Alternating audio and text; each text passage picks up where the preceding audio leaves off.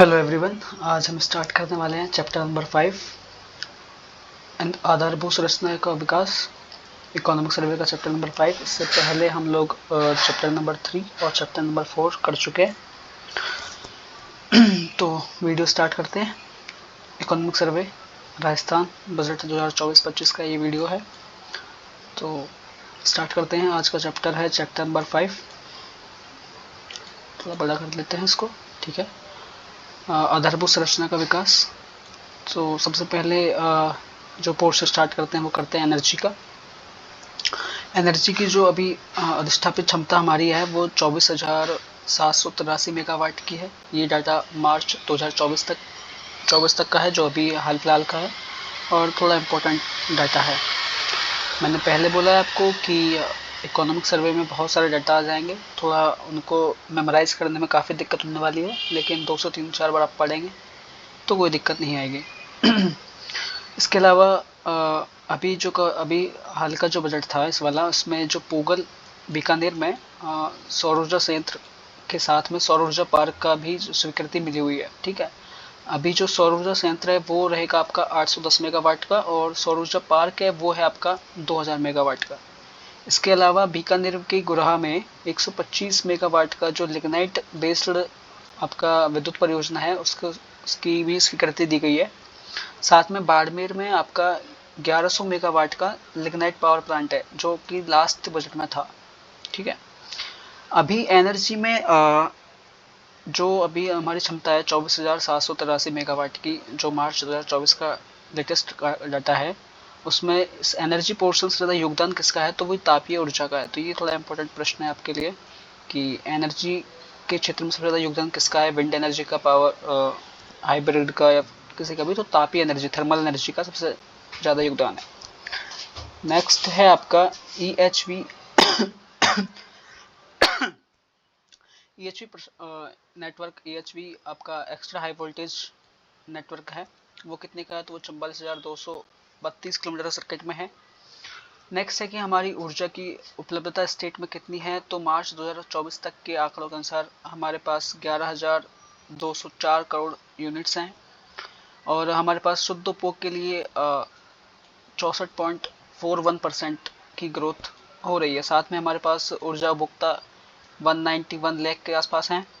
साथ में हमने 43,965 गाँवों का विद्युतीकरण कर दिया गया है। तो डाटा वाइज ये पूछ सकता है सीधे सीधे कि कितने गाँव में हमने लाइट पहुंचा दी है, या फिर हमारे पास कितने उपभोक्ता हैं, कितना शुद्ध उपभोग है, और साथ में हमारे पास कितने लाइट की कितनी करंट की कितनी यूनिट्स हैं। तो हमारे पास 11,204 करोड़ यूनिट्स हैं। नेक्स्ट है आपकी PM सूर्य घर मुफ्त बिजली योजना।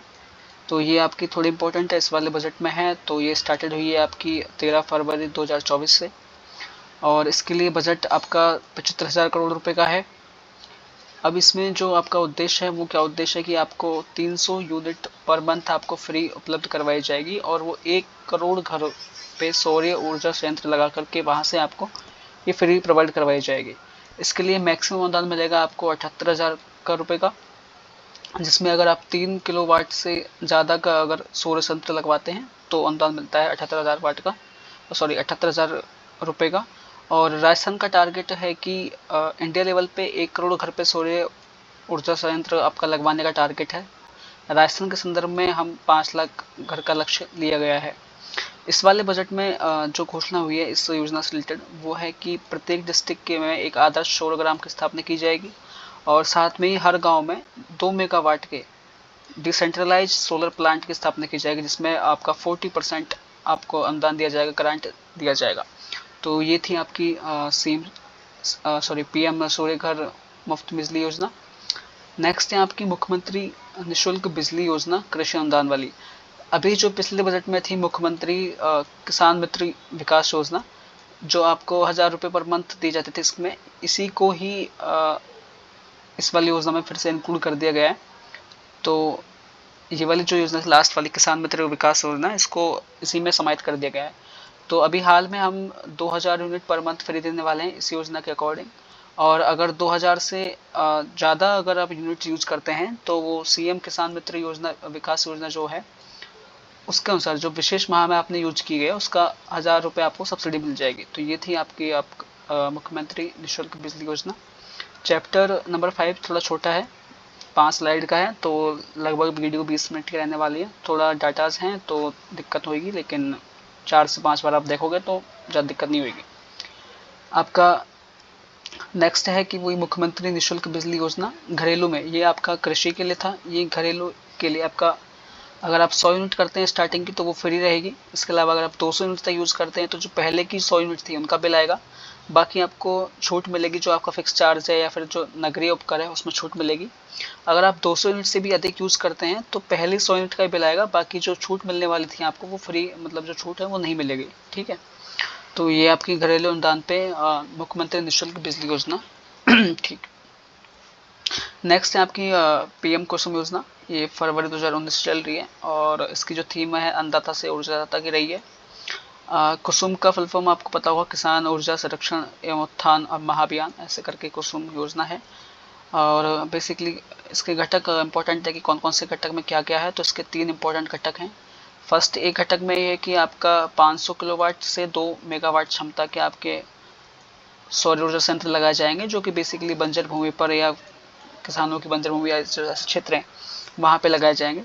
सेकंड बी पार्ट में आपकी जो ऑफ ग्रिड कृषि है के लिए जो पंप सेट आवेदक हैं उनको सोलर पंप सेट उपलब्ध करवाने का इसमें प्रावधान है। और जो हमारा लक्ष्य लिया गया है वो 25,000 पंप का लिया गया है, तो ये आपका बी पार्ट है। इसका सी पार्ट है आपका जो कृषि पंप सेट है, जिसकी हॉर्स पावर 7.5 हॉर्स पावर के जो कृषि पंप सेट है उनके लिए आपको सौर ऊर्जा पंजीकृत करवाना है उन सभी को। और उसके लिए लक्ष्य दिया गया है आपके 12,500 पंप सेट आपको सौर ऊर्जाकृत करवाने हैं। ठीक है, अभी जो फर्स्ट प्लांट लगा था इसका सौर ऊर्जा प्लांट का, वो लगा था भालौजी कोटपुतली में। ये थोड़ा इंपॉर्टेंट प्रश्न जो काफ़ी बार पूछा गया लास्ट एग्जाम्स में। साथ में आपका स्काई राजस्थान जो साझा मंच है वो किसान और डेवलपर्स के बीच में आपकी सहयोग के लिए बनाया गया साझा मंच है। ठीक है, तो ये सीधा प्रश्न हो सकता है एक। नेक्स्ट है आपकी अक्षय ऊर्जा। बेसिकली जो अक्षय ऊर्जा है वो गैर पारंपरिक जो ऊर्जा स्रोत है उनकी नोडल एजेंसी है। और इसका जो फुल फॉर्म है वो RREC बोल सकते हैं इसको, राजस्थान अक्षय ऊर्जा निगम लिमिटेड, और शॉर्ट में इसको अक्षय ऊर्जा के नाम से जानते हैं। साथ में अगर आप ऊर्जा संरक्षण की देखोगे तो ऊर्जा संरक्षण की जो नोडल एजेंसी है वो BEE है, ब्यूरो ऑफ एनर्जी एफिशिएंसी। तो ये वन लाइनर क्वेश्चन है सीधे कि राजस्थान की गैर परंपरागत ऊर्जा स्रोत की नोडल एजेंसी क्या है, तो वो RREC है। और ऊर्जा संरक्षण की जो नोडल एजेंसी है वो BEE है। ठीक है, नेक्स्ट है आपकी सौर ऊर्जा में हमारे पास कौन कौन से अवसर हैं राजस्थान में। तो हमारे पास मौसम ठीक रहता है साल भर, तो 325 सौर दिवस हमको एक साल में मिलते हैं। साथ में हमारे पास पूरा रेगिस्तान पड़ा हुआ है जो कि बंजर भूमि है, यहाँ पर हम सोलर प्लांट लगा सकते हैं। तो हमारे पास बंजर भूमि की उपलब्धता काफ़ी अच्छी खासी है। और सूर्य प्रकाश हमारे पास साल के 325 दिन प्राप्त होता है, तो हम लगभग 6 से 7 किलोवाट पर घंटे पर मीटर स्क्वायर एरिया में पर डे हम सौर विकिरण प्राप्त करते हैं। और जो हमारी क्षमता है वो लगभग 142 गीगावाट की है सौर ऊर्जा के क्षेत्र में। और हाल फिलहाल में जो हमने अभी स्थापना की हुई है वो 19,459 मेगावाट की है, लगभग 19,500 मेगावाट के आसपास की है। इसमें जो रूफटॉप आपके लगे हुए संयंत्र वो उसके अलावा हमारे पास ये स्थापित क्षमता है। और जो भी डाटा है करंट का है जो मार्च 2024 तक की जो डाटा है वो हमारे पास है। तो बेसिकली ये सीधा पूछा जा सकते हैं कि सौर ऊर्जा की स्थापित क्षमता कितनी है हमारे पास, तो 19,500 मेगावाट के आसपास है, तो थोड़ा ध्यान रखें। नेक्स्ट है कि राजस्थान में कौन कौन से सोलर पार्क हैं। तो पहला आपका है बड़ला जो कि आपका जोधपुर में है।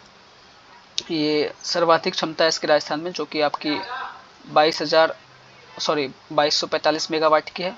इसके 4 चरण थे, पहले चरण में 65 मेगावाट का था, सेकंड चरण में आपका 680, थर्ड में आपका 1000 और फोर्थ वन में आपका 500 मेगावाट का था। अब ये वाला जो फोर्थ वन है वो अडानी कंपनीज ग्रुप से स्थापित है। नेक्स्ट है आपका फलौदी पोखरण जिसकी आपकी क्षमता है 750 मेगावाट की, और ये सौर ऊर्जा कंपनी द्वारा स्थापित है।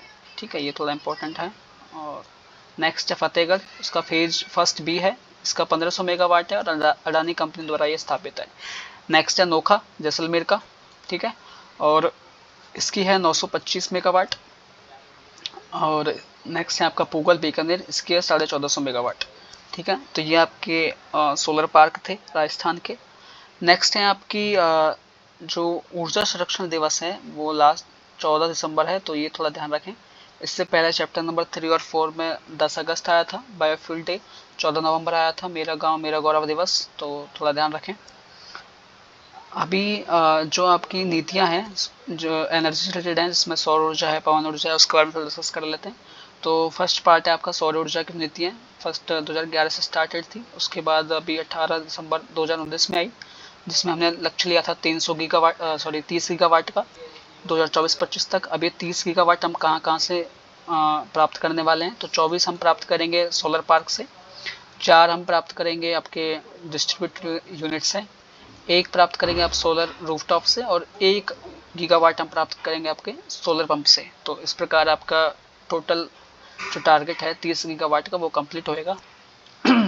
अभी हाल फिलहाल में जो आपका है 6 अक्टूबर 2023 को राजस्थान की अक्षय ऊर्जा नीति लागू हुई थी, तो थोड़ा इम्पोर्टेंट डेट है, जो वन लाइनर पूछ सकते हैं लोग कि राजस्थान की अक्षय ऊर्जा नीति कब लागू हुई है, तो वो 6 अक्टूबर 2023 को।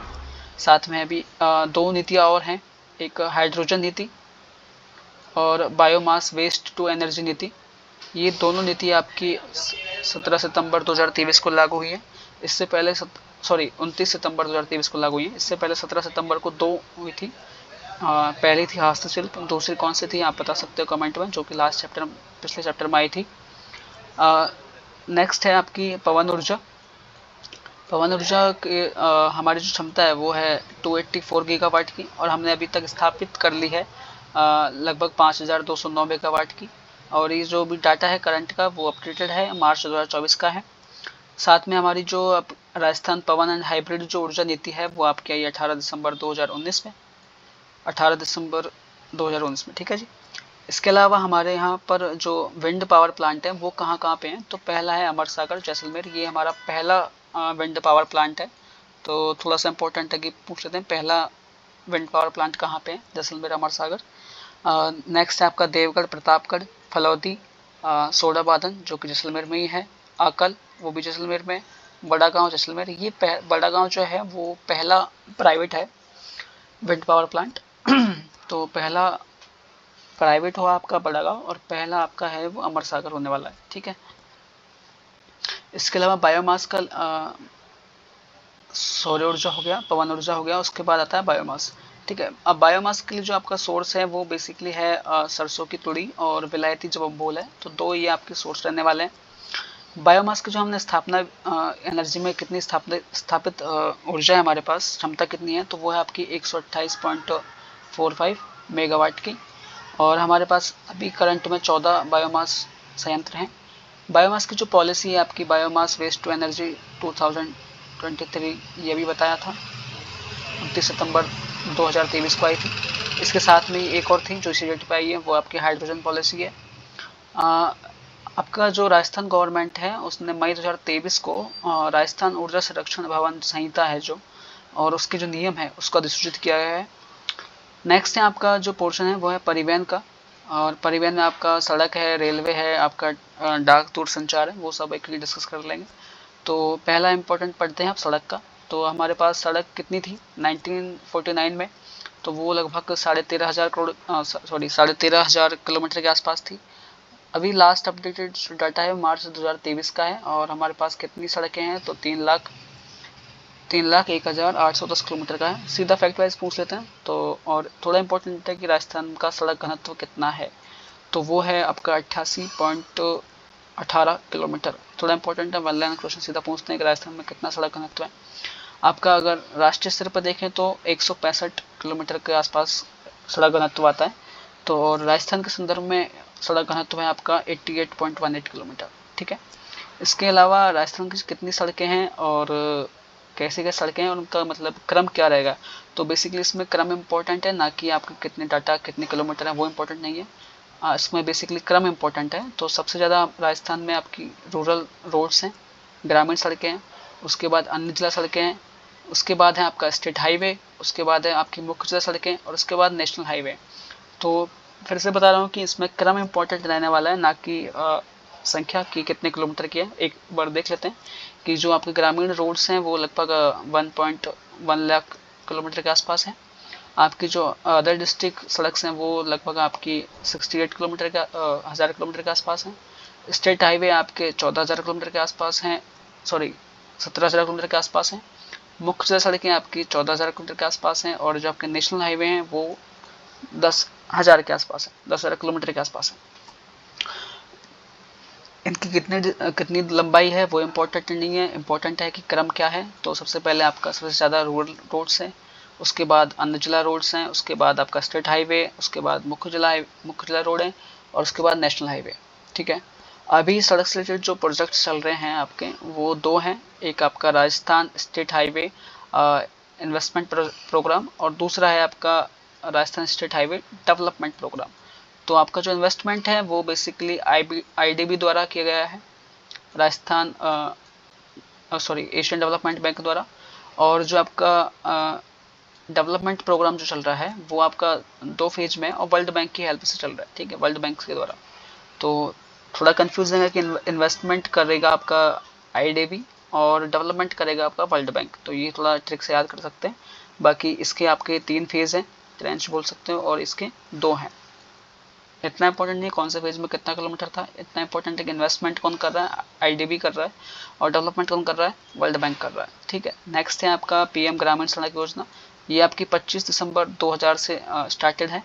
बेसिकली इसमें जो ग्रामीण इलाकों का चयन है, अगर वहाँ 500 से अधिक जनसंख्या है मैदानी क्षेत्रों में और पहाड़ी क्षेत्रों में और रेगिस्तान क्षेत्रों में लोग कम रहते हैं, इसलिए वहाँ पे 250 की लिमिटेशन है। 250 से अधिक की जनसंख्या होने पर इस योजना के अंदर का चयन होता है। ठीक है, नेक्स्ट है अभी हाल फिलहाल में इसका फेज 3 लॉन्च हुआ है जो 2019-20 से आपका 24-25 तक रहने वाला है।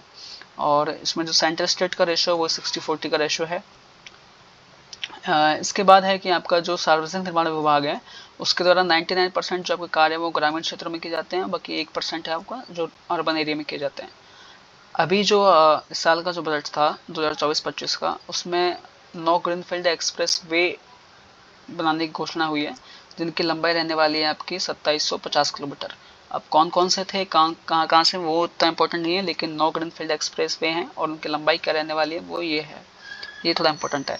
बाकी आपके संभाग स्तर पर ये ध्यान रखें कि किस स्तर पर, संभाग पर है या जिला मुख्यालय पे, पंचायत स्तर पर, जो भी है, तो संभाग स्तर पर आपके रोड सेफ्टी टास्क फोर्स बनाएंगे।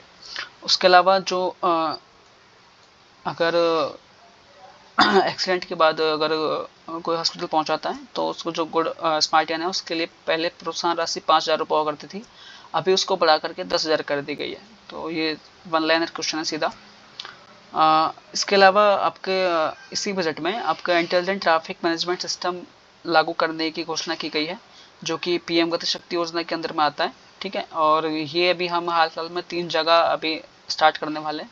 जयपुर दिल्ली रोड जो है आपका नेशनल हाईवे 48 पर, जयपुर भरतपुर नेशनल हाईवे आपका 21 पर, और इसके अलावा 4 स्टेट हाईवे हैं वहाँ पर हम ये वाला भी स्टार्ट करने वाले हैं इंटेलिजेंट ट्रैफिक मैनेजमेंट सिस्टम। तो ये सड़क से रिलेटेड जो बजट में घोषणा थी वो हम पढ़ चुके हैं। नेक्स्ट है आपका भारतमाला प्रोजेक्ट।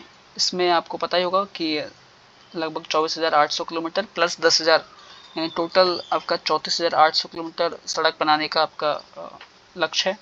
साथ में आपकी NHAI national highway authority of India, उसने 2,083 किलोमीटर के 48 कार्यों का प्रावधान इसमें किया हुआ है। साथ में आपका दिल्ली वडोदरा जो ग्रीनफील्ड एक्सप्रेस वे है वो भी इसी में इंक्लूड है जिसकी लंबाई आपकी रहने वाली है 374 किलोमीटर।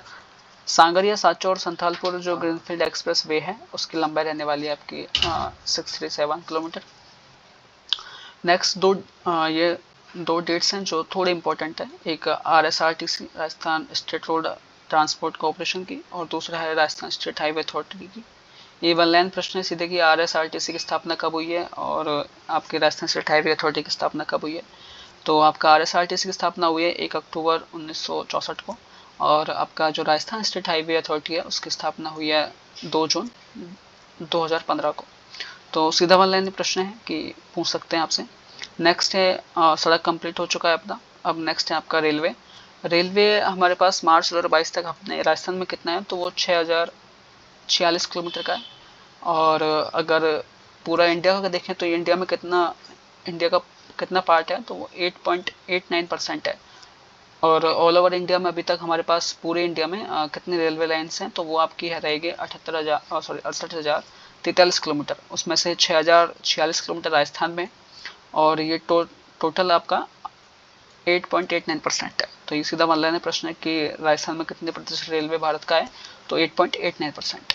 नेक्स्ट है आपका डाक एवं दूरसंचार। तो हमारे पास करंट वही मार्च 2024 तक के डाटा के अनुसार डाक घर अभी हमारे पास संख्या है 11,049, और टेलीकॉम कंपनी भोक्ता आपके हमारे पास 6.70 करोड़ है। ठीक है। इसके अलावा आपका है राज्य आपदा मोचन निधि। इसमें जो अंशदान है वो आपका सेंट्रल गवर्नमेंट भारत सरकार 75% करती है, और आपका स्टेट गवर्नमेंट है राजस्थान सरकार वो 25% करती है। ठीक है। अभी नेक्स्ट आपका ये लास्ट इस वाले बजट में जो ऊर्जा से रिलेटेड जो चीज़ें थे जिनकी घोषणा हुई है, वो है कि हमारे पास 2031-32 तक हमें लक्ष्य मिला है कि परंपरागत ऊर्जा स्रोतों से और अक्षय ऊर्जा स्रोतों से हम 28,500 मेगावाट, और अक्षय ऊर्जा से हम 33.6 के लगभग 33,600 मेगावाट की जो एनर्जी है वो प्रोड्यूस करेंगे। ये इस वाले बजट में घोषणा की गई है। अभी जो अक्षय ऊर्जा है जिसमें 33,600 मेगावाट का जो ऊर्जा है उसका डिवाइडेशन कैसा है, तो हम लगभग 22,200 के आसपास सोलर से, और 8,100 के आसपास हम विंड से, और हाइड्रो से हम 3300 मेगावाट की एनर्जी प्रोड्यूस करने वाले हैं। तो ये इस बजट में घोषणा हुई है। थोड़ा इंपॉर्टेंट है कि परंपरागत स्रोत और अक्षय ऊर्जा से हम कितना कितना एनर्जी प्रोड्यूस करने वाले हैं, तो ये उसकी घोषणा की गई है। नेक्स्ट है कि हमें आपका जो राजकीय कार्यक्रम है उसको सौर ऊर्जा प्रोग्राम से जोड़ने के लिए जो आपका RREC है, राजस्थान रिन्यूएबल एनर्जी आपका जो अक्षय ऊर्जा है, वो ही इसके लिए क्रियान्वयन के लिए उत्तरदायी है। साथ में हमने विद्युत लीकेज को रोकने के लिए इस वाले बजट में 25 लाख से अधिक स्मार्ट मीटर्स की घोषणा की गई है। तो ये वाला जो चैप्टर था थोड़ा छोटा चैप्टर था, और ये कंप्लीट हो चुका है। साथ में थोड़े डाटाबेस हैं, ज़्यादा हैं, डेट्स हैं, कुछ फैक्ट हैं, तो आप यही शॉर्ट नोट्स 3 से 4 बार देखेंगे तो वो याद हो जाएंगे, इतना घबराने वाली बात नहीं है। बाकी कोई डाटा फैक्ट आपको लग रहा है कि इसमें करेक्शन की ज़रूरत है तो आप कमेंट करके बता सकते हैं। बाकी थैंक यू, ये वाला चैप्टर हो चुका है। नेक्स्ट वीडियो हम करेंगे चैप्टर 6 का, जो अभी कल या परसों में आपके पास आ जाएगा। तो कंटिन्यू करते हैं। ये आपका चैप्टर नंबर 5 कंप्लीट हो चुका है। इससे पहले हम चैप्टर नंबर 3 और 4 कर चुके हैं। ठीक है।